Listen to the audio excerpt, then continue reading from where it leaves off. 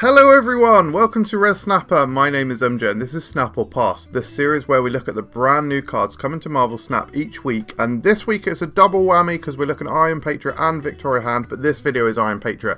Here's a Season Pass card. He's a 2/3 on reveal. Add a random 4, 5 or 6 cost card to your hand.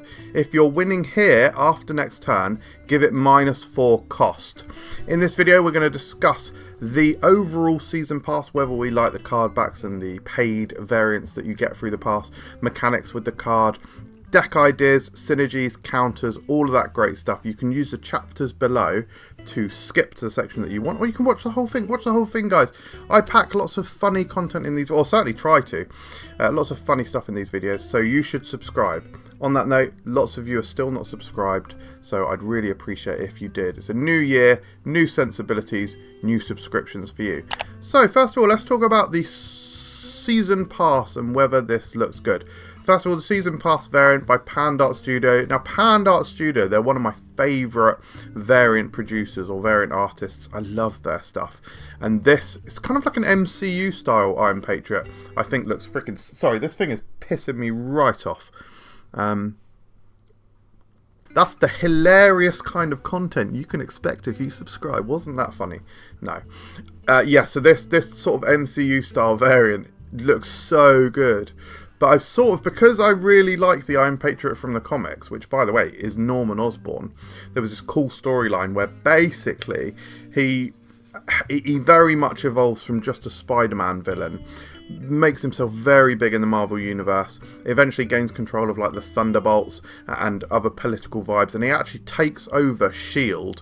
and like sets up this organisation called Hammer. It's an incredible storyline, and basically he gets all of Tony Stark's Iron Man suits, so basically steals a suit essentially.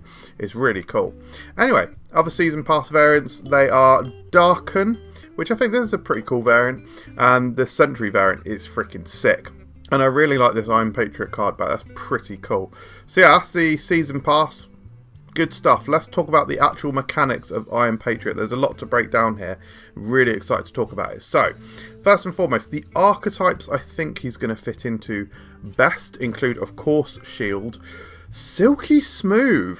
We actually call it Indie Club around these Around these parts, we actually call Silky Smooth Indie Club. We call it Indie Club because Indie Club you mingle. Mingle rhymes with Pringle, and Pringle comes in a stack. And that's what you do with the cards in this deck, isn't it? You stack them at the same location. So I think that will work well alongside Iron Patriot. It's basically a location where you want to play cards because you want to be winning that location and get that big benefit. I think it'll work well in on-reveal style decks. It's a strong on-reveal. I think generally speaking, you'll like that. Devil Dino, we're finally talking about Devil Dino again. I think he's certainly going to have an opportunity here. Arishem, of course, has been recently tweaked, but from turn 3 onwards, you're going to have more energy, and so the ability to hit that higher tempo that you need to get the discount with Iron Patriot. And Tempo, now this is the first time that I've made this logo for the Tempo archetype, which is like a priority style deck where you play cards that benefit from having priority. So that's cards like Goliath, Negasonic Teenage Warhead. So I actually made the logo, and this is a boring anecdote, but I'll tell it anyway. Then I was watching the Snap on This podcast, which by the way, heavy recommend on it. And Ree from there was talking about the deck that she'd been playing this week, which is a tempo style deck. So you're gaining priority, you're playing cards like Daredevil, so you can basically trick your opponent into playing into your traps, like Cosmo, like Red Guardian, like the Negasonic that we just spoke about. So there's a nice bit of serendipity. That's embarrassing, that's not even how you say that word. Anyway, right, so the wording on Iron Patriot is if you're winning here after next turn, so it's relative to when you play him. It's not just something that happens on turn 2 and you need to be winning by turn 4. It's relative to when you play him. So that's important. If you're playing Iron Patriot on curve on turn 2, then it makes your turn 1 play very important, or it makes the turn before you play him very important, because you'll benefit from ensuring you have a head start at the location you intend to play Iron Patriot on, and they don't necessarily know what you're doing yet. So there's some really key cards that I think are going to work fantastically well with Iron Patriot. We'll obviously talk about them in the Synergies section in a minute, but one of them is Martyr. This is finally Martyr's time to shine, guys. So that's going to be very cool and a nice synergy. And we'll look at the specific numbers and some of the cards that you can get from Iron Patriot in a minute, but just to give you a head start on those numbers, there are 55 4 costs, There are 36 5 costs, and there are 32 6 cost cards. So as of time of recording, that's 123 options. And of course, they're always adding these costed cards all the time. So this is going to ever increase. Basically, what I'm trying to say is, this is not a consistent pool of cards, is it? There's 123 different cards. You could play Iron Patriot 123 different times and get 123 different options. So you'll never be able to rely on any one specific thing, but we will talk about the quality of the cards that you will generate on the next slide. This frame break is sponsored by Starbucks. It's not. Actually, I don't know if you can get in trouble for saying that, but it isn't.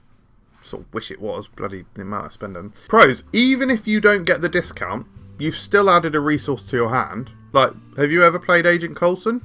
Yeah, sure you have. Those cards aren't discounted, right? Still good. And Iron Patriot adds a potential 6-drop in the mix. That's just good. In most cases, a 4, 5 or 6 cost card which is discounted by 4 is very good. Like, in most cases, that is really strong. The generated card will be completely unpredictable, and you may be able to adapt to a new win condition. For example, Galactus. Now, this is maybe not even the best example I could give, but it certainly is an example. You generate that Galactus, you're like, my opponent is sort of somewhat like pressurized into playing at the same location as the Iron Patriot, because they're going to try and stop that discount. But then I'm potentially going to have this cheaper Galactus. I can sort of play that in another location and try and win that way. If the rest of the cards in my hand line up with it, like maybe I've got a Nick Fury down the road, and maybe I'll get a Null. That sort of thing. That actual play pattern is horrifically unlikely, but it's that sort of mindset. Anyway, some of the cons, some of the downsides. Your opponent will know which location you'll play cards. So if you play Iron Patriot, like, it's pretty much an indication that on the next turn you'll probably be playing at that location. They can sometimes take advantage of that. And it could generate a bad card that you can't or won't play.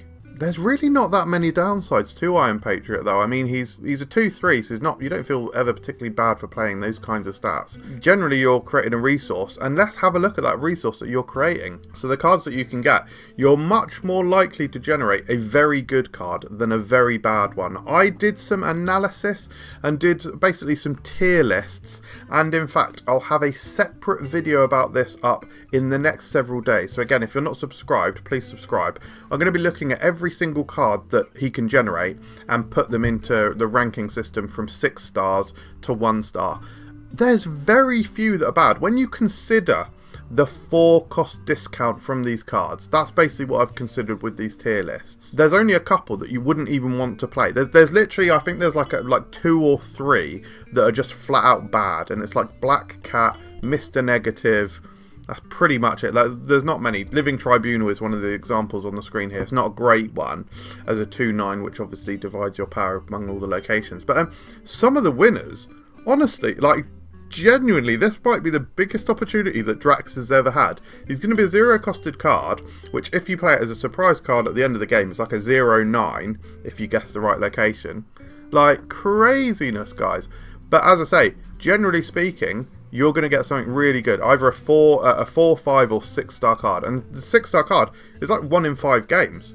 1 in 5 games you'll get an incredible card. So really, really high quality of cards that you'll be able to generate here. Now let's talk about the locations. Now this is a very weird one. I could have featured more locations than I have here, but actually it's kind of a difficult thing to judge with the locations, because if there's not really like locations that are too beneficial for Iron Patriot, because you're battling your opponent for control of the location. That adds some extra sort of complexity to the location discussions. Like you can't say that Muir Island is a good one or whatever, because your opponent is going to be trying to battle you for it anyway. So, but one of the good ones is Valhalla. Being able to repeat this effect might be relevant. You might need some sort of like magic thing going on there, but again, even if you're just, again, as we said earlier, if you're even just generating the extra resource, you're generating options, just consider him a mini Coulson in those effects where you can't get the discount. However, bad ones include Sokovia, which could just discard the card that you've generated. Savage Land is a bad one to play into, because if you play Iron Patriot there, you've only got 1 spot left to be able to try and battle your opponent with. And Atlantis is bad. If you play Iron Patriot into Atlantis, your opponent can easily win that by just playing 1 card, whereas you might need to play more in order to secure it more easily. So playing blind and it being Atlantis might be the worst feeling aspect of Iron Patriot. But let's talk about the counters. We've got some weird counters this time around, guys. I had to make some new graphics or borders for some of these cards because they're cards that we haven't considered counters before. One of them is Martyr.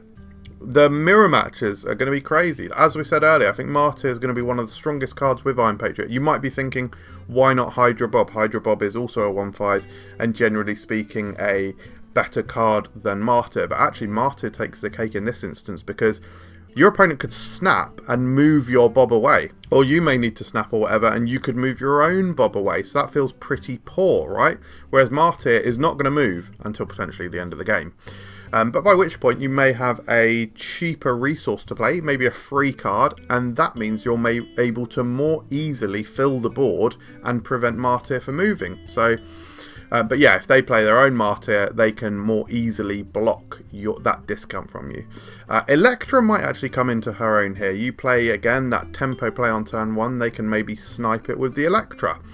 Mirage is going to be interesting. They might let you win the Iron Patriot location in banking on you getting that discounted cards because they've got a Mirage. They can just swoop in and not steal the card, but copy the card. Mobius is obviously going to be deadly, probably going to be quite strong actually, and quite widely played upon the release of Iron Patriot. Because Iron Patriot is a discount card, we typically see the counter being played heavily, so you might want to tech in cards like Enchantress and Rogue into your decks. Certainly in the first week of the new season. Juggernaut is going to be an interesting one because Juggernaut's going to be able to push the cards that you play on turn 3 out of the Iron Patriot location. Again, this makes it even more important that we're having that big tempo play on turn 1 like the Martyr, because a Juggernaut might not be able to swing that power even if you've got the Martyr there.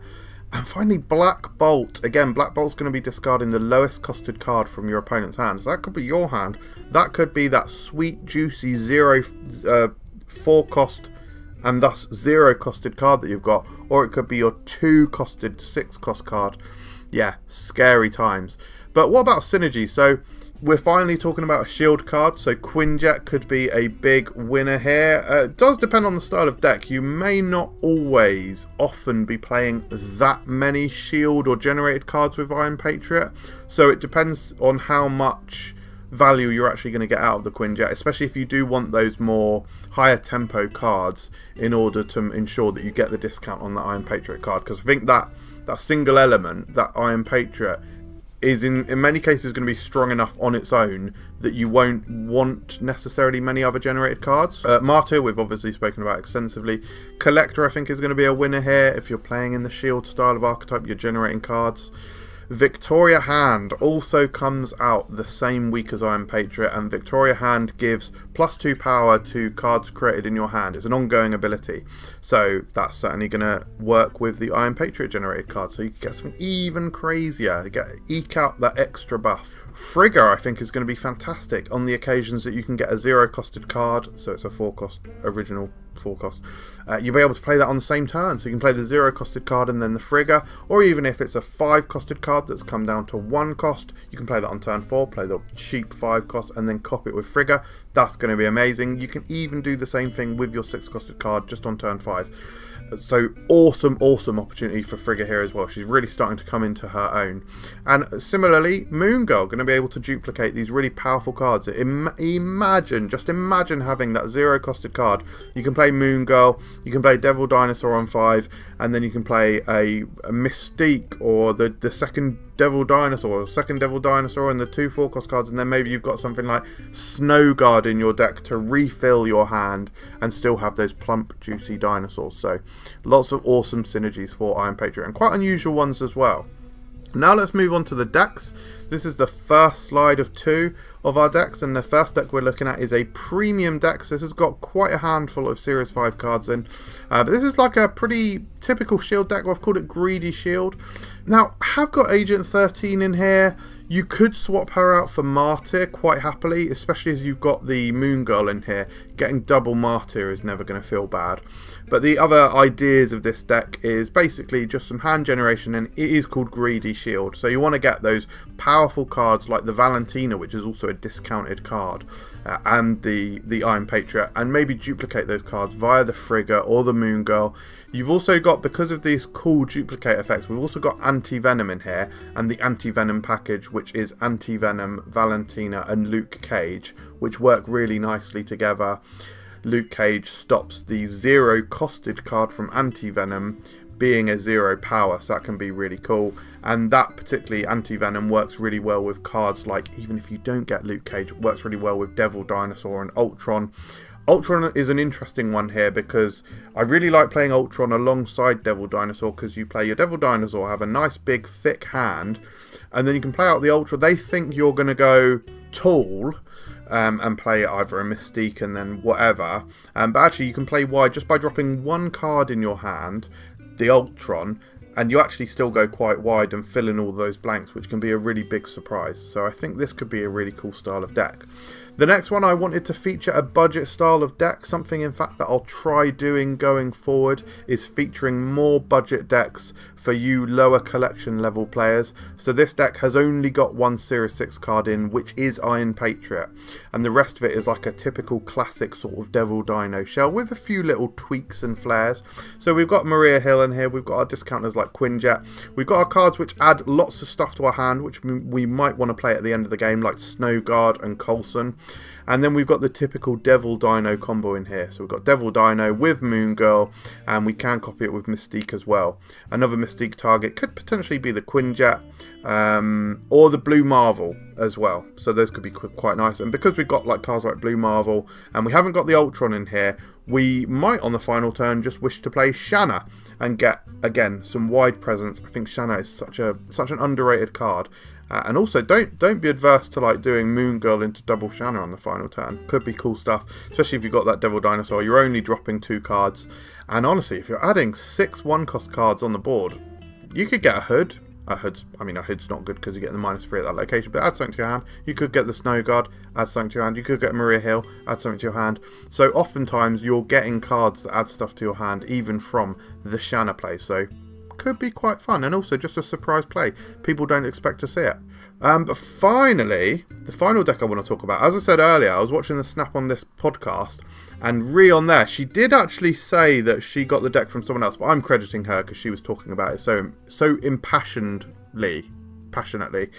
Anyway, it sounded like such a fun style of deck, so I knew I wanted to feature it here. And I've just made a small tweak to literally one tweak to the deck that she was talking about. But basically, it's called Tempo Torture. It is a Premium Plus deck. This has got loads of Series 6 in, guys. Series 6? Series 5. Loads of Series 5 cards in. But basically, you gain priority with cards like Hydra Bob and Squirrel Girl, shooting your power everywhere. You obviously play the Iron Patriot or Daredevil or whatever in order to get this extra resource in your hand. You may be able to control that location that they're going to play out with things like Negasonic or Red Guardian or Cosmo. You've got Makari in here, great card that comes automatically down onto the board to help you with the priority. But some of the really spicy plays you can do in this deck involve Supergiant. You can Supergiant on turn 4, see what they play down with if you've already played Daredevil on turn 5, or Ree said that one of her favourite plays is playing on that turn 5 with Supergiant, Hydra Bob and Cull Obsidian, and on that hidden shrouded location where you've just played 2 cards. They're never in a million years thinking that you've just played 15 power. And then on the final turn you could do something like Eliath or the tricky dicky Cosmo into Negasonic to truly lock down a location. So this is a very spicy deck, and I think the insertion of Iron Patriot into this deck gives you a potential extra tool, either to get a discounted card that enables you to have that priority more consistently, or just another tool that you can spring on your opponent, because this is somewhat of a trap style deck. Like, Yu-Gi-Oh! You triggered my trap card, which I played face down. Nah, that was lame. But anyway, also shout out, guys, please like this video, subscribe to my channel and turn on notifications. All of those things really help. I want to take this channel to the next level in 2025, and I can't do that without your help. But let's talk about the star ratings for the card. Overall, I think he's bloody brilliant. 4 stars. I think he's incredibly fun. 5 stars on the fun. It's going to be... Look at Agent Coulson. Such a fun card to play. You get these kooky cards. Like a claw is generated via Agent Coulson. You're like, oh, if I block the right-hand location, which I can do because I've got quite a lot of cheap cards in my deck, I can do that and then play a surprise extra 7 power on the final turn. It's those kinds of things that are going to be really enjoyable to play with Iron Patriot.